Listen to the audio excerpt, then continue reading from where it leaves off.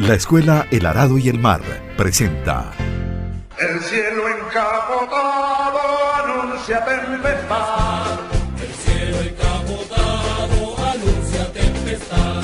Y el sol tras de las nubes pierde su claridad. Oligarcas temblar. Horror a la oligarquía. Oligarcas temblar, viva la libertad. Oligarcas. La trinchera chavista que pone a temblar a los oligarcas. Muy buenas. Horror a la oligarquía está en el aire. Está en elaradoyelmar.blogspot.com. Está en el 0416-626-3300. En Twitter, en @ungrano-de-maíz y en @elaradoyelmar. Y también en Aporrea. No sabemos cuál programa, pero ahí estamos. .org. Ajá. ¿Qué tal? Muy bueno. Muy bien. Fino todo el mundo. Todo bien. Todo bien. Bien. ¿Qué hacemos? ¿Arrancamos? Vemos. ¿Directo? Sí. ¿No quiere escuchar algo, un micro antes?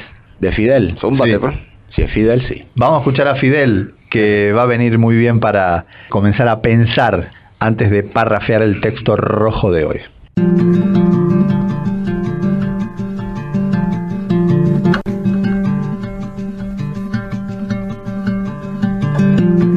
Yo le hice una pregunta que no he olvidado mucho y pretendo que ustedes no lo olviden nunca. Pero la pregunta que dejo ahí, ante las experiencias históricas que se han conocido, y les pido a todos sin excepción que reflexionen.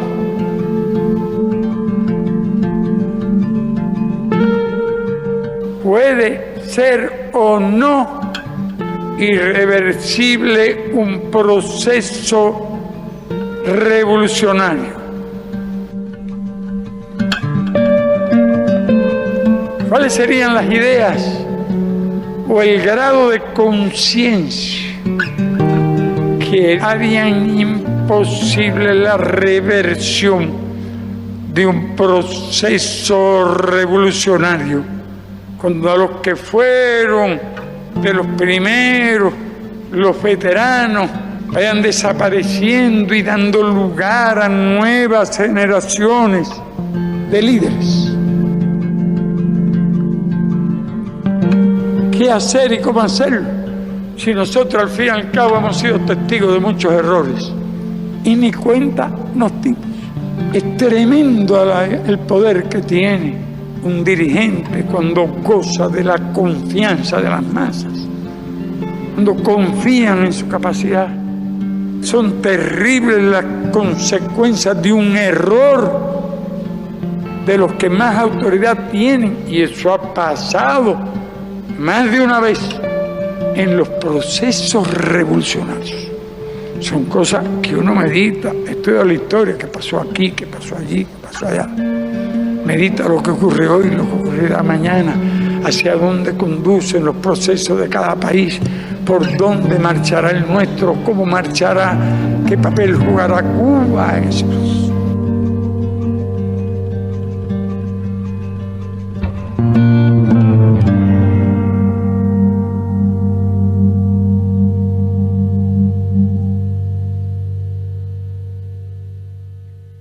Ese era el gran FIFO, el comandante mayor.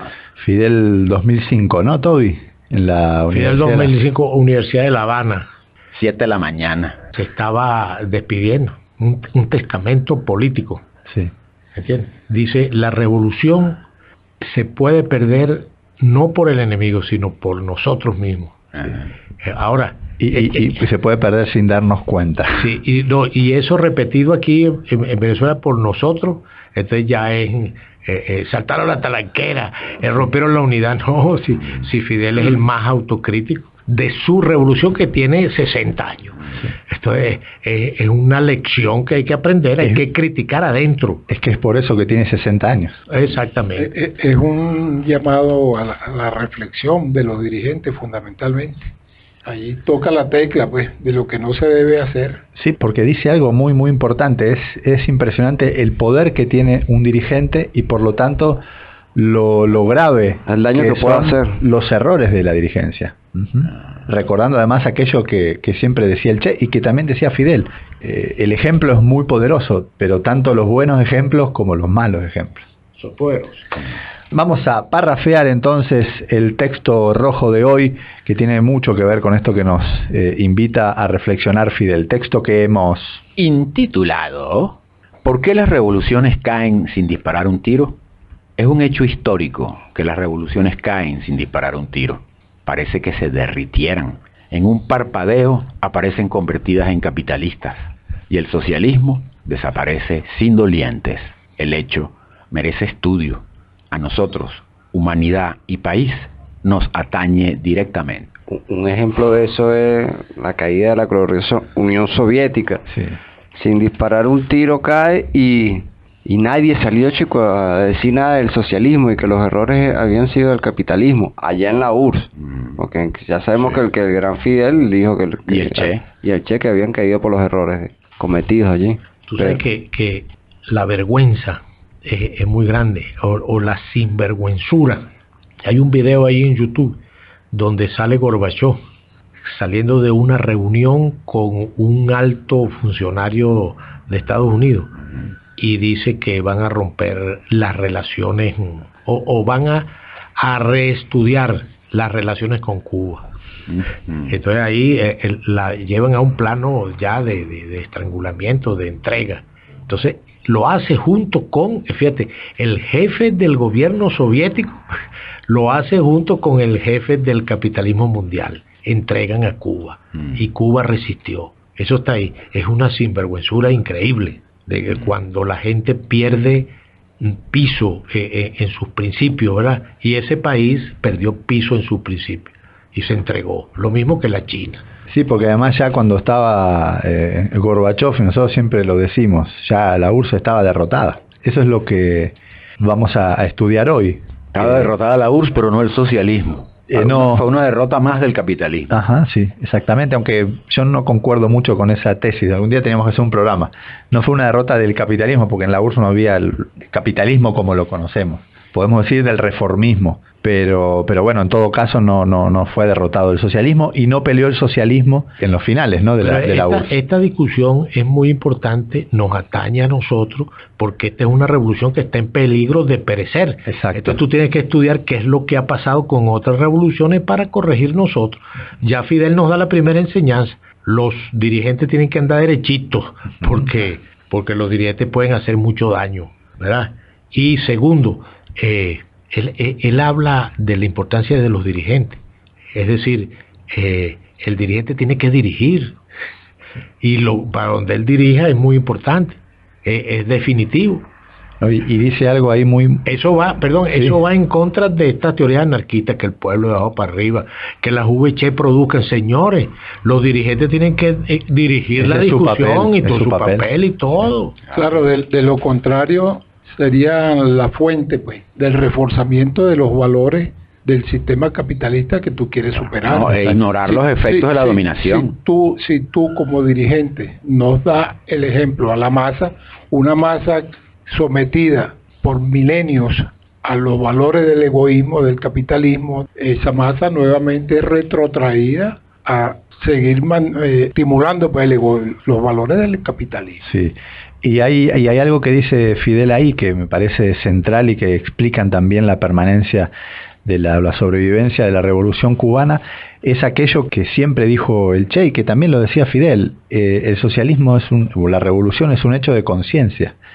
¿Cuál sería el grado de conciencia? ¿Cuáles serían esas ideas que podrían hacer irreversible a una revolución? Y eso también es algo que nosotros tenemos que tomar nota. Es lo que hizo sobrevivir a Cuba luego de la caída de, como dice siempre Zancudo, de la gloriosa Unión Soviética. No es un problema material, o no solo es un problema material, es mucho más importante que eso, un problema de conciencia, un hecho de conciencia. No es cuchillo y tenedor. No, es que, fíjate tú, lo material tiene sentido en cuanto apuntala a la conciencia. Claro. Si no, no tiene sentido.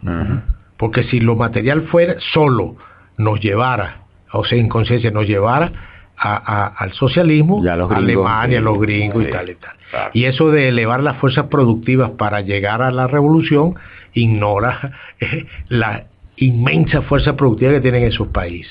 ¿verdad? Fíjate, Google, que una compañía va a lanzar al espacio varios satélites para hacer un Wi-Fi mundial. Entonces, ¿qué más fuerza productiva quieres tú? ¿Cuándo el vergatario va a llegar a eso? Y la canaimita. Eso es lo que hay que ver. Entonces el problema no está ahí. Eso hay que decirlo.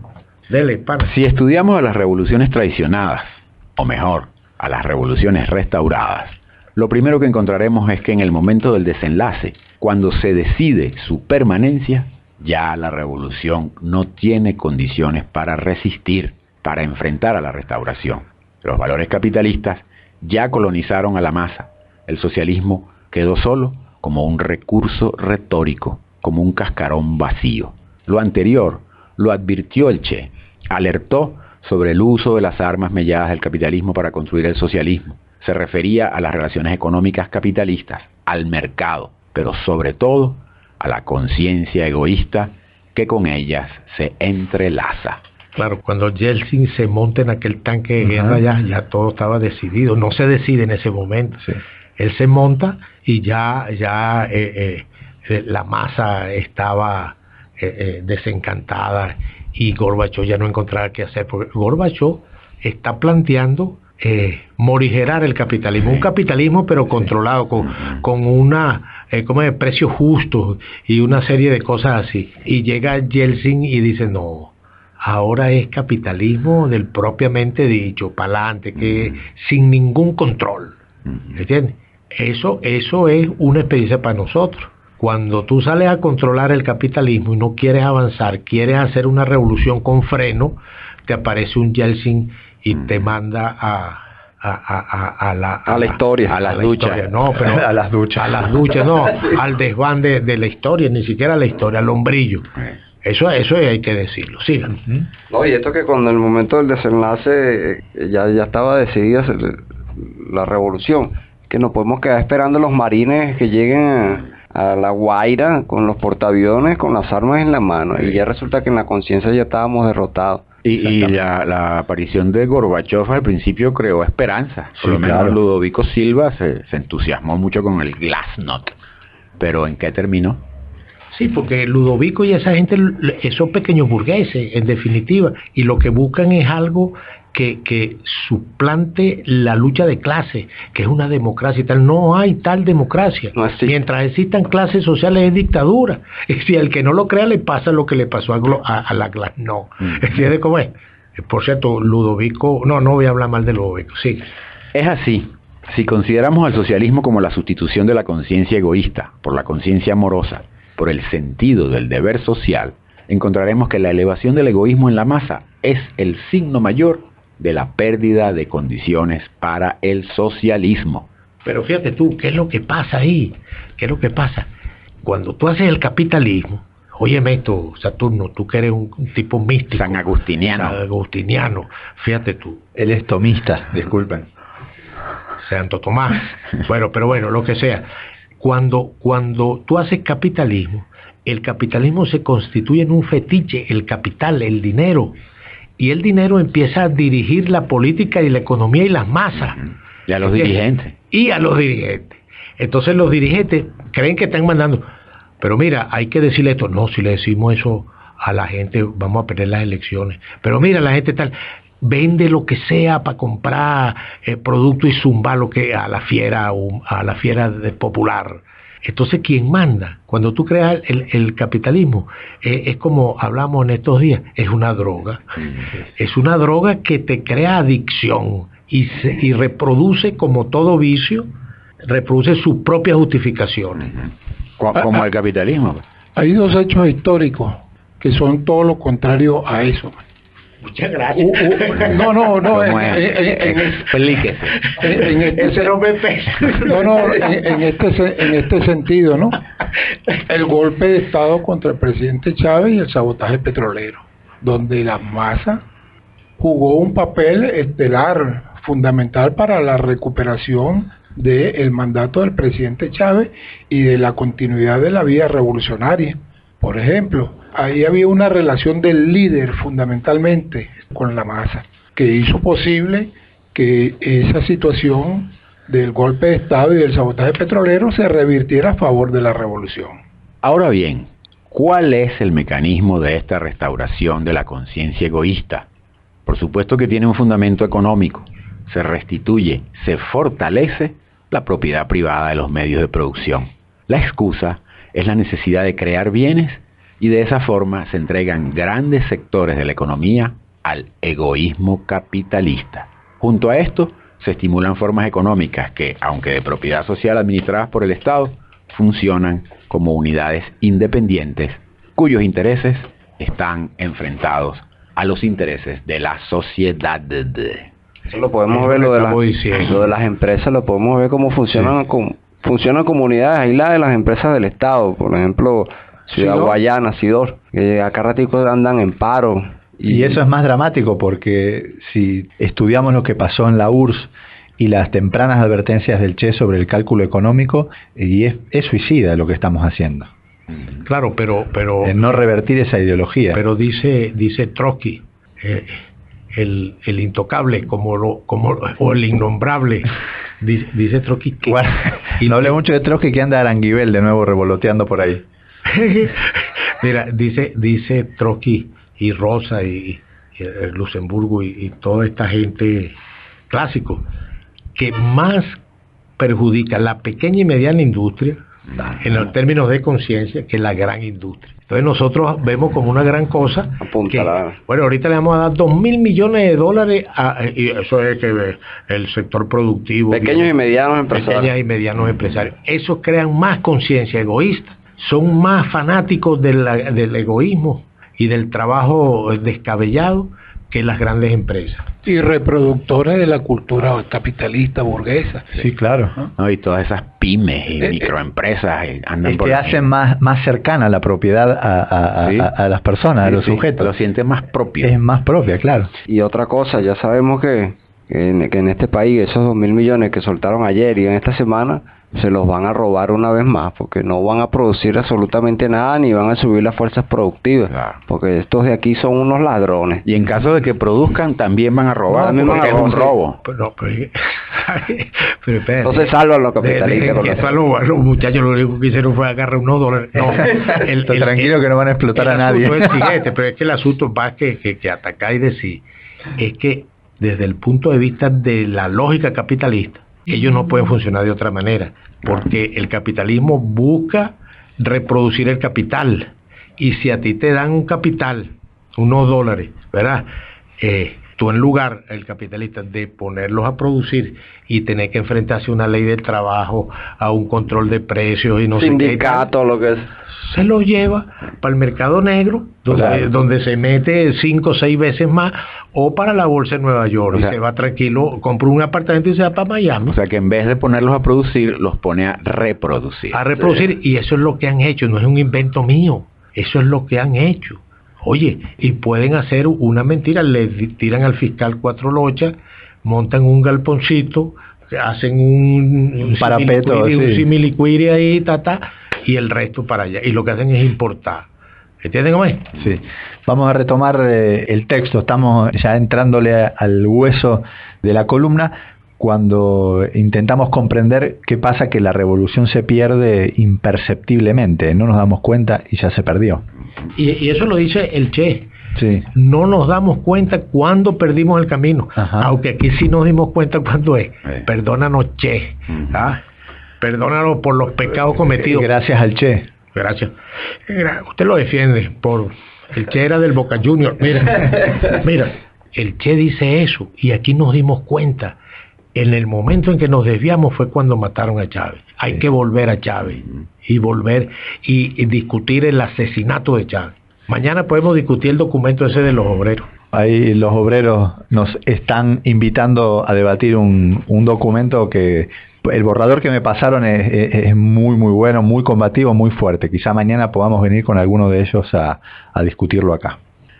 Se crean a la cueva expectativas de consumo superfluo, necesidades capitalistas.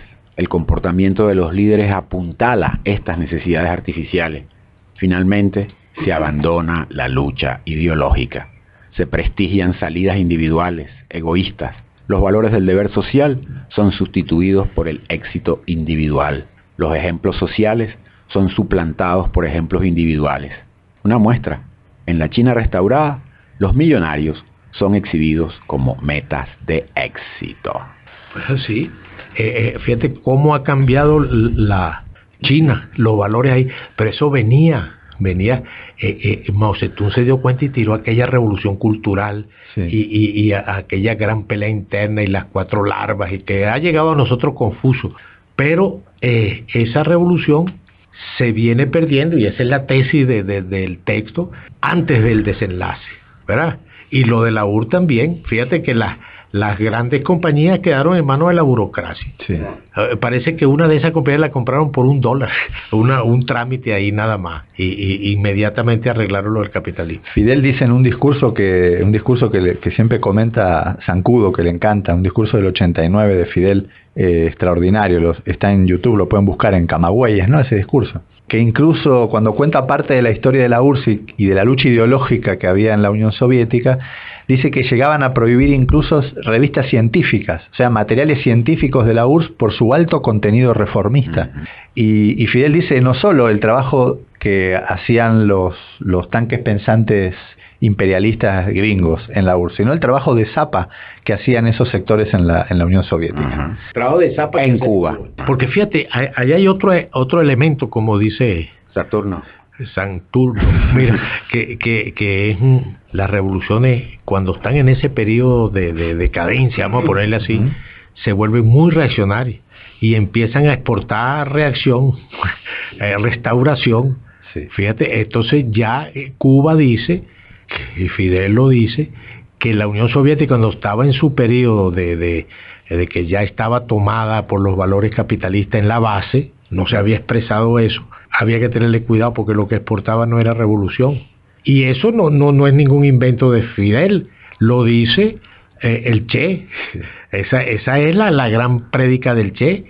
Y fíjate que el Che va para la reunión de panafricana, y allá se da cuenta que los checoslovacos le vendían las armas, botín de guerra de la guerra contra los nazis a los movimientos populares, los movimientos de liberación.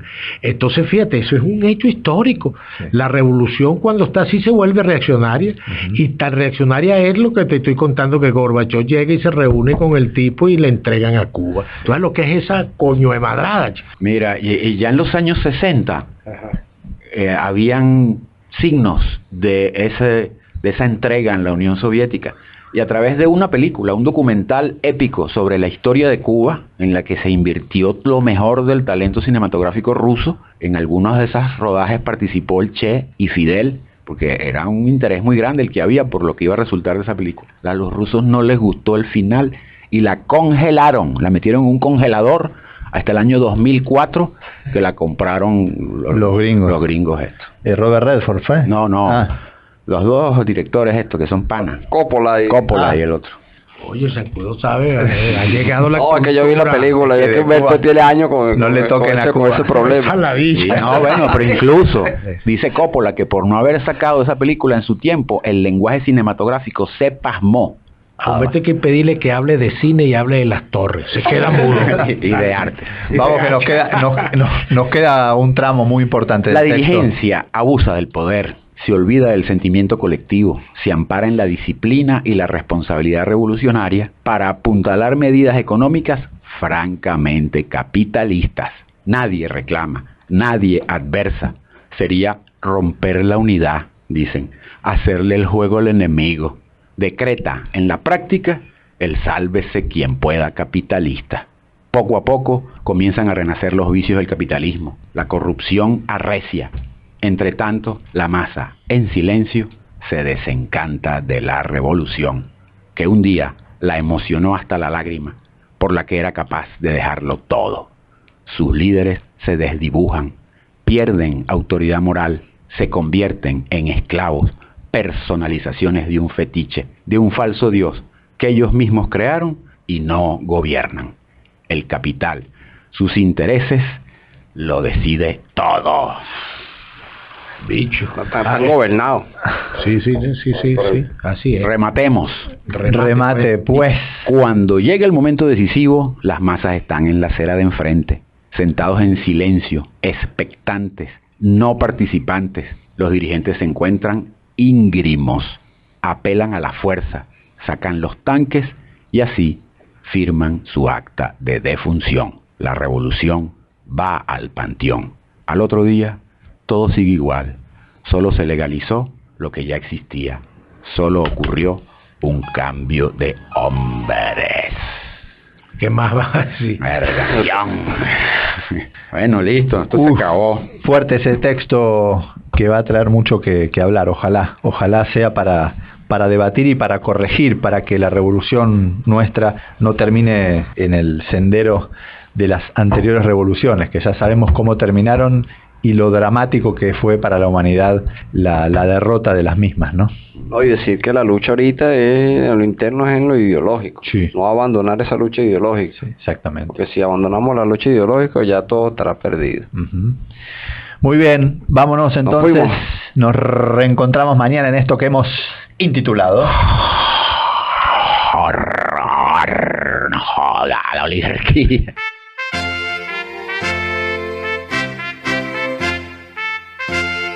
La Escuela El Arado y el Mar presentó El cielo encapotado anuncia tempestad. Horror a la oligarquía. La trinchera chavista que pone a temblar a los oligarcas. Claridad.